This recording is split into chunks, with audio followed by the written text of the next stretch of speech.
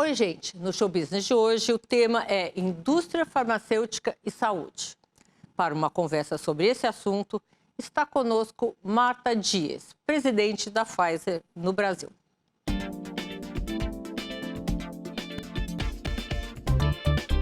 Ela acumulou posições de liderança em países da Europa e do Oriente Médio e tem passagens pela General Electric, Sandoz e The Boston Consulting Group. Vamos falar agora com Marta Dias, presidente da Pfizer no Brasil. Boa noite, Marta. Boa noite, Sandra. Bem-vinda. Bem-vinda. Duas sem máscaras, vacinadas. É, mas a distância é correta, né? É exatamente a distância necessária. Marta, eu queria começar com uma coisa que me parece ser uma novidade. Vocês estão desenvolvendo uma terceira vacina diferente da primeira e da segunda? A Pfizer está fazendo isso? Ainda não. O compromisso da Pfizer é desenvolver uma vacina se for necessário. Se for necessário porque o vírus mutou, de forma que a vacina que existe atualmente não fora suficiente, né, para gerar uma resposta imunitária. Mas, pelo momento, a terceira vacina é simplesmente a mesma vacina que a primeira e a segunda. Mas vocês não pensam em fazer uma terceira diferente, mesmo que ele não mute? Se ele muta, sim, vamos a ter que fazer.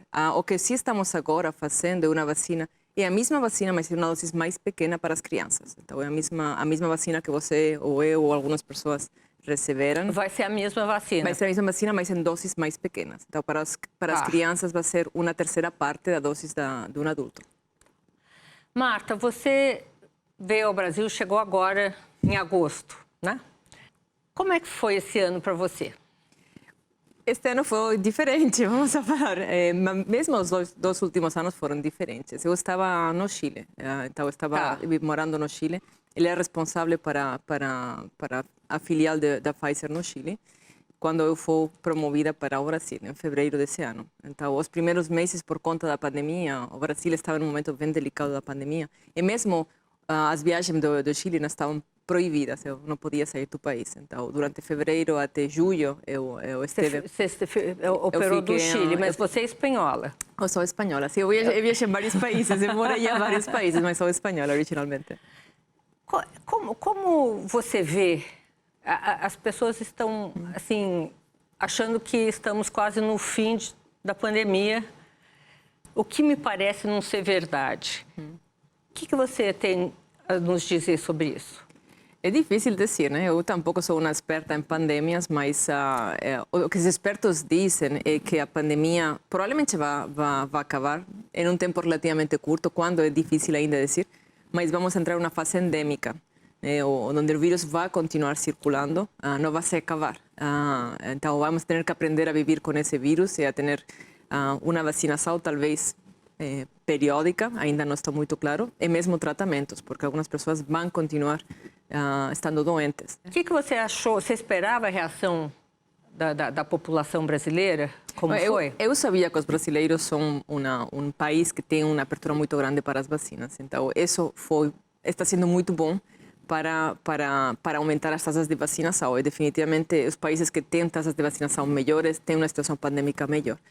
Não estão fora da pandemia, né? Mas tem uma situação pandêmica melhor. Então, sim vai ter um efeito.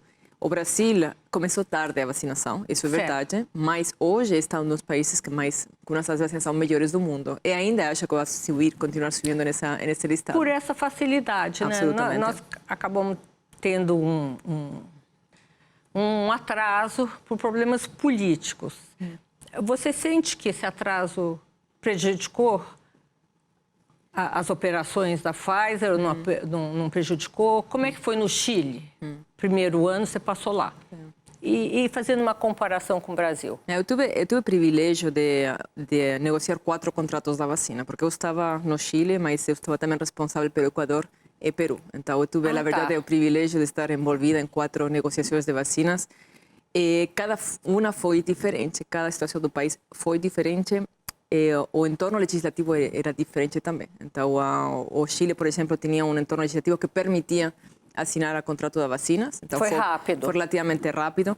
Peru e Equador foram mais complicados. Também a situação eles tiveram uma eleição presidencial no meio dessa negociação, qual você compreende que complica bastante a situação também, o impacto que isso pode ter nessa eleição presidencial.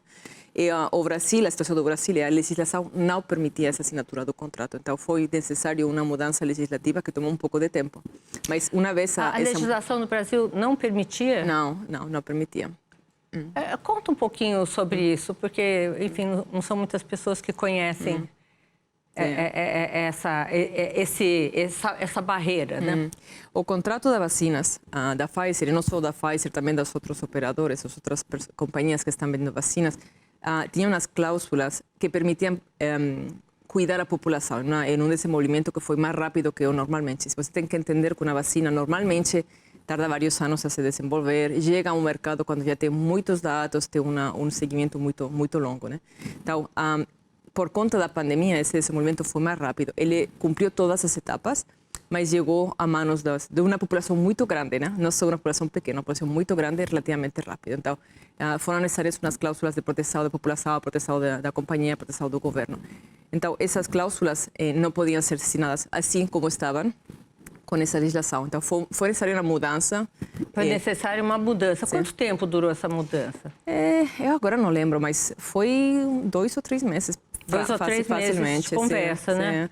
Mas como foi na Europa? Só para a gente ter uma comparação aqui, também teve que mudar a legislação, não? Como que funcionou? Na verdade, eu não estou tão ao corrente do que aconteceu na Europa. A Europa é diferente, cada país é diferente, é verdade, né? A Europa foi uma discussão centralizada, foi a Comissão Europeia que negociou o contrato da vacina. Por exemplo, os Estados Unidos, que estão um pouco mais familiarizados, foi uma negociação.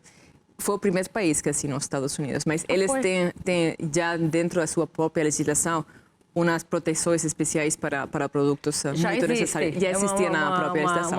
Então, por isso, cada país tem uma situação específica. O que eu acho que importa é a situação de hoje, né? Quando já passaram um pouco mais de tempo, é importante não só essa facilidade da população de se vacinar no Brasil, que eu não diria única, na Espanha nós temos a mesma coisa, afortunadamente também, mas também essa capilaridade do PNI. O PNI aqui no Brasil é um país muito grande, o Brasil, é mais um continente que um país gigante, e mesmo assim o PNI está sendo capaz... O que é PNI? O PNI, desculpa, é o Programa Nacional de Imunização. É a parte do Ministério que se ocupa das imunizações de crianças e de adultos, etc. É eles que tomam a responsabilidade de ter essa vacina e distribuir essa vacina por todo o Brasil. Acho que é importante pensar, se outra pandemia ter que vir no futuro, como nós nos preparamos para essa pandemia, não só desde o ponto de vista legal, mas mesmo do ponto de vista do sistema de saúde, né? Como o sistema de saúde está preparado para combater essa pandemia. Vocês estão desenvolvendo um antiviral COVID, né? Como é que está esse processo? Em que pé está esse processo? Sim. Faz 2 ou 3 semanas já a companhia anunciou resultados preliminares desse antiviral. Então, esse antiviral é um inibidor de proteasa. O que faz é que impide ao vírus se reproduzir, né? Impide ao vírus que continue a sua vida para continuar infectando a pessoa. Então, esse antiviral já está sendo submetido agora nos Estados Unidos. Tem resultados muito positivos, evitando hospitalização e morte de pessoas de alto risco, né? Então, uma pessoa que tem um risco grande, uma vez está positiva, né? Confirmamos que uma pessoa tem COVID, e se começamos esse tratamento, a redução foi de quase 90% dessa pessoa reduzir o seu risco de hospitalização e morte. Tá, mas isso não é... Então, a pessoa já precisa ter contraído COVID, sim. Não é um antiviral pré-COVID? Ainda não. Vai começar um estudo clínico. Os estudos clínicos, como acontece, geralmente primeiro o estudo clínico, digamos, mais fácil ou mais necessário, que neste caso foi de alto risco, né? Pacientes já positivos de alto risco. Vão começar agora um estudo de baixo risco, pessoas que não têm um componente de risco, mas também estão positivas. E mais tarde vai começar um estudo preventivo, né? Como você fala, se você, por exemplo, imagina que você tem COVID, o seu marido preventivamente toma esse antiviral, ele não está positivo ainda, mas para prevenir uma possível contágio. Olha, é muito interessante isso. Eu vou te explorar mais já no próximo bloco. Muito obrigada. Olha, um momentinho, a gente volta já. No próximo bloco, continuamos a nossa conversa com Marta Dias, presidente da Pfizer no Brasil.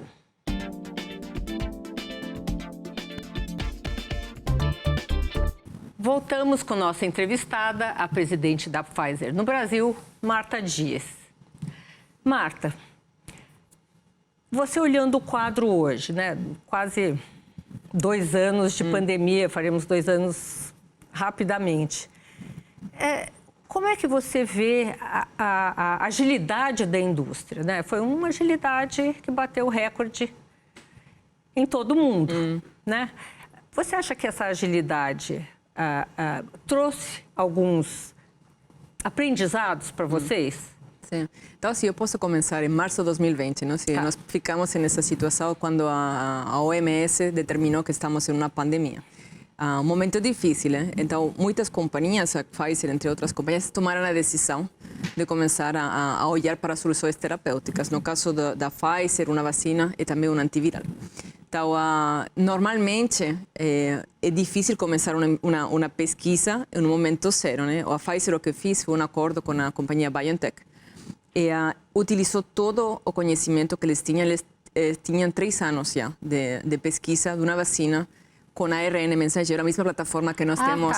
Mas vocês para logo detectaram? Não, era com a influenza. Tá. Então, a influenza é um vírus que é bem perto da coronavírus. É um coronavírus Mas também. era o mesmo sistema? É a mesma plataforma. Tá, a mesma plataforma. Então, eles tomaram a decisão de parar a pesquisa sobre a vacina da influenza e começar sobre a mesma plataforma a pesquisa contra o coronavírus. Então, isso facilitou muito, né? Já tinham profissionais contratados, já tinham... E tinha muito conhecimento. Tem 3 anos de búsqueda, de pesquisa, de investigação. Essa plataforma, sobretudo por não só para olhar para a vacina, mas também a produção dessa vacina. Então, quando a Pfizer conseguiu assinar esse contrato?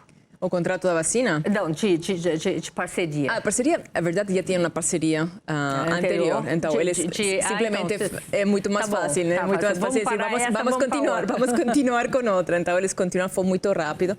E o que eles fizeram, a companhia fez, as 2 companhias, é escolher 4 vacinas potenciais. Então, eles escolheram 4 vacinas potenciais, fizeram uma fase 1 de desenvolvimento, que é uma fase onde você mira quais são as vacinas que vão ser mais potencialmente mais interessantes, né, para esse coronavírus. Escolheram uma, que é a vacina que temos hoje.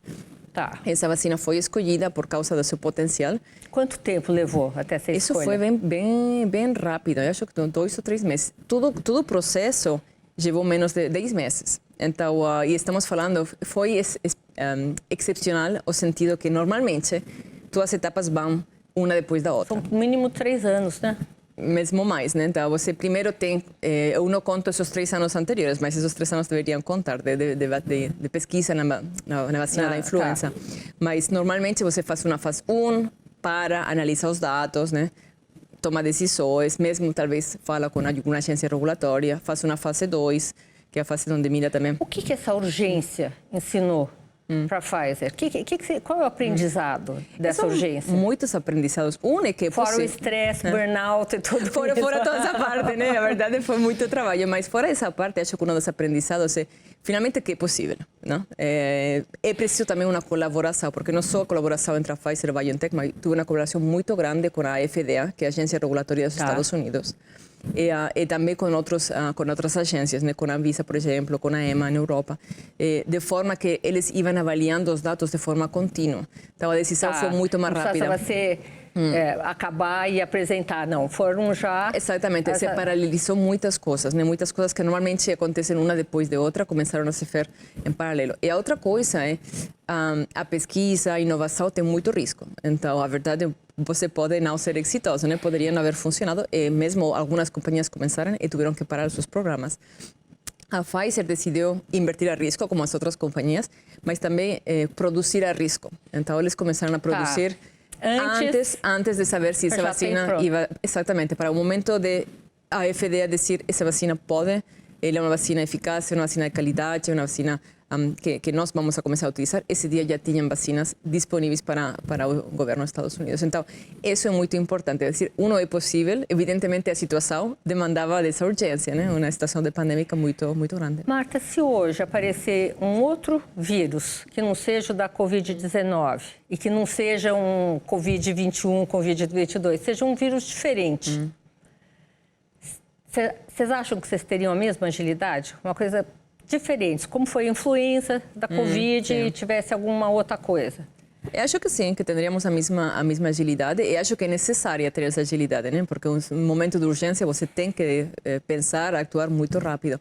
Não só nós, todas as outras companhias, todas as outras agências. Né? Você sabe que teve recentemente alguém também aqui de laboratório. Eu fiz uma pergunta, por que no começo não houve uma união entre os vários laboratórios e várias empresas produtoras e fizesse, sei lá, uma vacina todo mundo aposta nesse sistema RNA, todo mundo que aposta nesse outro sistema e fazer uma coisa. Seria mais ágil isso ou não? Pessoalmente acho que não, seria bastante mais complicado e também reduziria... Porque cada um tem seu sistema, né? Isso e também reduziria opções, né? Porque finalmente se cada companhia toma uma decisão... Tem uma competição... Tem primeiro uma competição, mas tem também um abanico de possibilidades grande. Tem 10 potenciais vacinas ou 15 potenciais vacinas. Eu lembro, a OMS tinha um catálogo... 200 e pouco, não era? Era um listado muito grande. Muitas não funcionaram, e isso é a realidade da inovação. Quando as companhias que trabalham em inovação, não só inovação farmacêutica... Agora ninguém falou sobre as que não funcionaram, né? Efetivamente. Isso não saiu efetivamente, mas essa é a realidade, esse é o dia a dia, né? Esse é o dia a dia nosso. Nós invertimos, acho que de cada 100.000 medicamentos que nós avaliamos, só um chega finalmente às mãos dos pacientes. Então, esse é o histórico? Esse é o histórico, de porcentagem? É um histórico, mas não é porque nós sejamos muito ruins, é porque a inovação é assim, né? A inovação você tem... Assim, uma coisa comum. Então, é muito gasto, né? Muito gasto, sim. Como vocês veem o Brasil e quais são os próximos investimentos que vocês pretendem fazer por aqui? Nós temos aqui no Brasil 2 tipos de investimentos. Temos uma operação comercial, né, que eu estou dirigindo aqui. Temos uma fábrica, temos em Itapevi uma fábrica de produção que produz medicamentos para nós, aqui para o Brasil. E também temos investimento em pesquisa. Nós temos atualmente 32 estudos clínicos aqui em desenvolvimento. Então, a nossa investimento vai nesse sentido. Isso em janeiro de 2020 existia já era um processo ou a partir de março de 2020 que veio a pandemia, vocês intensificaram esse processo? Não, isso já existia. Nós já faz muitos anos. O Brasil é um país muito importante, né? Você tem que pensar que para nós é o país mais importante dos países emergentes depois da China. Então é um dos países mais grandes. Mais que a Índia? Mais que a Índia, sim. Mais que a Índia. É um país muito grande. Então isso faz que seja muito importante para a companhia. Então, nós fazemos muito estudo clínico, muita pesquisa clínica aqui no Brasil. É importante nós também, quando nós temos um medicamento disponível para o Brasil, ter dados locais é importante para nós também, né? Porque é importante também poder testar esses medicamentos aqui em população local. Então, isso foi uma coisa que já existia. Durante a pandemia, nós fizemos parte do estudo clínico da vacina, foi desenvolvido aqui no Brasil. Foi um dos poucos, acho que eram como 5 ou 6 países que participaram no estudo clínico. O Brasil foi um deles. E também como parte do antiviral. Então, a verdade é que na parte de coronavírus, os 2 estudos clínicos mais importantes tiveram lugar aqui. Nossa, interessante. Por que essa decisão? Por causa do tamanho da população? Mas são vários critérios. Um é um país grande, um país importante, né? Tem uma infraestrutura também, tem uma infraestrutura de pesquisa clínica. Essa facilidade que o brasileiro tem na vacinação influiu nessa decisão? Eu não sei, porque isso tem outros países que também têm essa facilidade. Eu diria que para a pesquisa provavelmente não.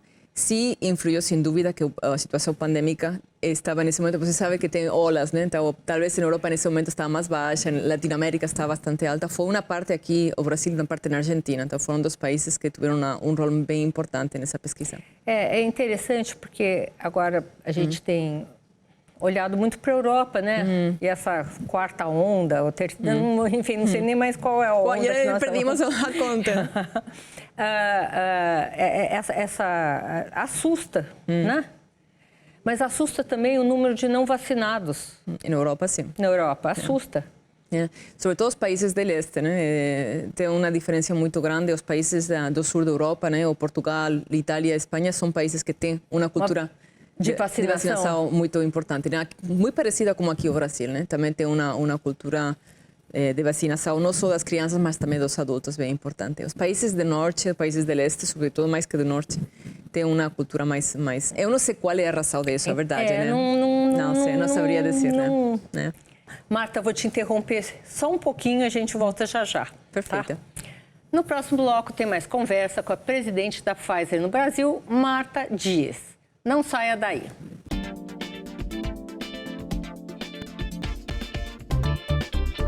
Oi, voltamos aqui com a presidente da Pfizer no Brasil, Marta Dias, nossa entrevistada do Show Business de hoje. Vocês estão desenvolvendo outros medicamentos aqui no país para outras doenças que você acha importante mencionar? Eu queria saber de você também, por que ninguém mais fala de outras doenças? Eu vou começar por a última pergunta, porque é bem interessante, né? Você falava de, parece que ninguém está doente, e a realidade é bem diferente, né? Porque as doenças, desafortunadamente, continuam lá, né? As doenças câncer, doenças raras, doenças inflamatórias continuam lá. E doenças consequências da própria Covid, né? Podem ser consequências, essas normalmente não são, não? Mas a verdade continuam estando lá. Nós fizemos uma pesquisa bem rápida ano passado. Em 2 meses, 50.000 pessoas em Brasil não foram diagnosticadas com câncer. Tinham que ser diagnosticadas, não foram, por causa da pandemia. Então, isso retrasa todos os diagnósticos e tem um pior prognóstico para essas pessoas. Então, é uma situação preocupante de um ponto de vista que, evidentemente, todos os recursos, toda a atenção tinha que estar no Covid, por causas óbvias. Mas agora temos que retomar essa atenção a outras doenças. Outro exemplo, as taxas de vacinação em crianças baixaram muito, porque as pessoas estavam fechadas na casa, eles não queriam vacinar as crianças, não queriam sair da casa, mas isso tem um risco, né? Porque pode ter um surto de sarampo, pode ter um surto de outra doença que tem vacina. Então, é importante retomar tanto as prevenções como as vacinas de crianças ou outras vacinas de adultos, assim como diagnósticos e tratamentos. Então, você tem dados para nos dar sobre a desaceleração, por exemplo, de vacina contra sarampo? Eu não tenho os números, mas baixou bastante, né? Estamos falando que tem um país que tem umas taxas de vacinação por cima de 80%, 90%, então baixaram bastante. Então, estamos falando de 60%, 70%, 50% em algumas doenças. Isso é importante porque, como falo, os surtos, imagina que nós conseguimos passar o Covid e começamos com um surto de outra doença. Então, isso tem que se retomar. Esperamos que agora, com a retomada, nós estamos insistindo bastante com o tema da retomada, não só retomar a nossa vida, nós queremos sair da casa, mas também retomar a saúde. As pessoas ficam mais frágeis não saindo de casa para outras doenças? Provavelmente sim, né? Eu não sei, durante a pandemia, o que todo mundo falava é que a verdade não foi muito, a influenza foi muito baixa o ano passado, né? Porque é verdade que nós estávamos expostos a outras doenças, sobretudo doenças infecciosas, né? Outro tipo de doenças não estão tão afetadas por esse fenômeno. Mas agora que todo mundo começa a sair, é possível, por exemplo, que a influenza tenha um repunte. Pode ser, mas é difícil dizer. Na verdade, é difícil. Se você pensa num futuro próximo, em fazer algum movimento de esclarecimento para a população de como é importante continuar tomando as outras vacinas, em fazer prevenção. Aliás, acho que a gente tem que registrar aqui que é muito importante você continuar usando máscara, usando álcool gel, que o problema não passou, né? Fala um pouquinho sobre isso para a gente. Eu concordo plenamente. Temos que continuar as medidas de prevenção. A máscara, lavado de mãos, distância social continuam sendo importantes quando ainda estamos tendo um coronavírus. Mas outras medidas para outras doenças siguen sendo importantes. A vacinação de crianças, definitivamente, é uma coisa que tem que se retomar muito rapidamente. Exámenes de diagnóstico de prevenção, um diagnóstico, por exemplo, ginecológico, né? A búsqueda de câncer de mama, câncer de útero. As pessoas também pararam? Também pararam, sim. E tem lógica, a verdade, né? As pessoas não queriam fazer um exame de diagnóstico ou de controle normal por causa da pandemia. Eles não queriam arriscar. Numa clínica, num hospital, sair de casa, tudo isso. Mas já passaram 2 anos, né? Normalmente são exames anuais, muitas vezes, né? Então, é importante agora começar a pensar, bom, já temos uma retomada, temos que começar a retomar. Pessoas que pararam o seu diagnóstico mesmo. Que é trágico, né? Que já estavam diagnosticadas, pararam o seu diagnóstico. É importante insistir, nós fazemos bastantes campanhas de awareness, né? De ficar as pessoas conscientes da importância de diagnosticar, de prevenir, de tratar. Fazer check-up, né? Exatamente. Você acabou de me lembrar do meu check-up. Importante. Importante fazer. Como que... O que você acha de logística no Brasil? Teve um percalço de logística para outros medicamentos, já que tem de distribuir a vacina anti-Covid. Como é que ficou esse processo na Pfizer sobre logística? Para os outros medicamentos, a verdade, temos essa logística bem controlada e não tivemos Isso nunca pararam? Não, nunca parou. Mas deve estar sobrando remédio, né? Não, porque nós vamos adaptando. E a verdade, por exemplo, nós temos, você falava antes, que outros medicamentos nós temos, né? Então, nós temos 6 áreas terapêuticas. Temos as vacinas, que é bem conhecida agora. Temos doenças raras, temos oncologia, temos a internal medicine, medicina interna, que é mais cardiovascular, etc. E temos a área hospitalar. Então, dentro da área hospitalar, foi uma área que foi muito demandada agora durante a pandemia. A verdade foi... Mas mais pela Covid... Pela Covid e também quando você entra no hospital com um Covid, muitas vezes, desafortunadamente, toma outras infecções, né? Então, produtos para outro tipo de infecções também foram muito necessários, produtos para sedar as pessoas. Você sabe que as pessoas estavam sedadas quando quando têm respiradores. Então, todos os produtos, na verdade, foi um esforço... De sedação vocês fabricam? Também fabricamos, sim. Vocês têm notado uma diminuição dessa necessidade de sedação nos hospitais? Ultimamente sim. Demanda? Ultimamente sim. Durante os meses piores da pandemia, que devem ser março até junho, esses meses que foram bem difíceis, que todos os hospitais estavam lotados, né? Isso tivemos um aumento muito grande dessa demanda. Ô Marta, você aqui meio política, porque eu sei que é uma questão ética você poder revelar algumas coisas ou não. Mas vocês devem ter pesquisas e números, assim, sei lá, pessoas internadas com Covid-19, tanto por cento teve problema de coração, tanto por cento foi... ter uma avaliação do que essa doença afetou mais. Foi o coração, foi o pulmão, teve cabeça? O que você pode dizer? Que eu sei que vocês têm pesquisas, mas não sei se vocês podem revelar. Sim, na verdade, não é que não posso revelar, é que não sei. Então, eu estaria aqui fazendo uma hipótese, né? Tá. A verdade, o problema mais grande da Covid é a morte, né? Finalmente, muitas pessoas, desafortunadamente, os casos... Parece que não tem remédio. Não tem remédio, né? E no Brasil, foram mais de meio milhão de pessoas que, desafortunadamente, perderam a vida por causa da coronavírus. Então, isso é trágico, né? Se você fala de qualquer outra doença, é mais que qualquer outra doença no país. Então, e acho que isso, mas depois estão também falando de efeitos de largo prazo de algumas pessoas que ficaram doentes, né? Então, bom, isso vai tomar um tempo. E outro tema importante foi o efeito psicológico, né? Durante tantas pessoas fechadas na sua casa durante um tempo muito longo, né? Então, isso que... Vocês fabricam antidepressivos?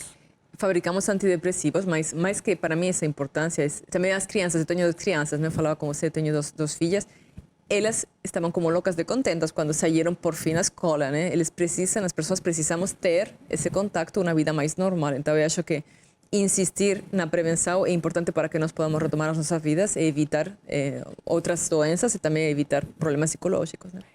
Eu queria saber se você quer deixar uma mensagem para o nosso telespectador, né? Sobre a situação, sobre a Covid, o que você deixaria como mensagem? Eu deixaria várias mensagens, né? Primeiro, os aprendizados que essa pandemia deixa, né? Dentro da sociedade, dentro do sistema de saúde, a importância que os governos continuem invirtindo nos sistemas de saúde robustos para preparar para uma seguinte pandemia, se for o caso, e mesmo para outras doenças, isso por uma parte.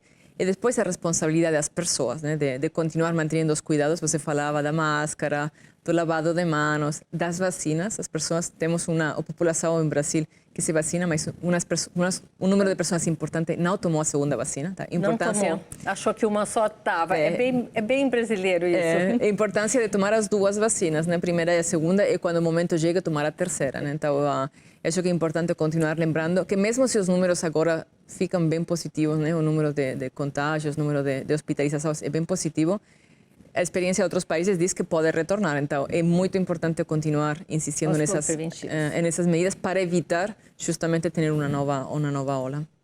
Olha, Marta, muito obrigada pelo seu tempo. Tenho certeza que foi proveitoso para todo mundo.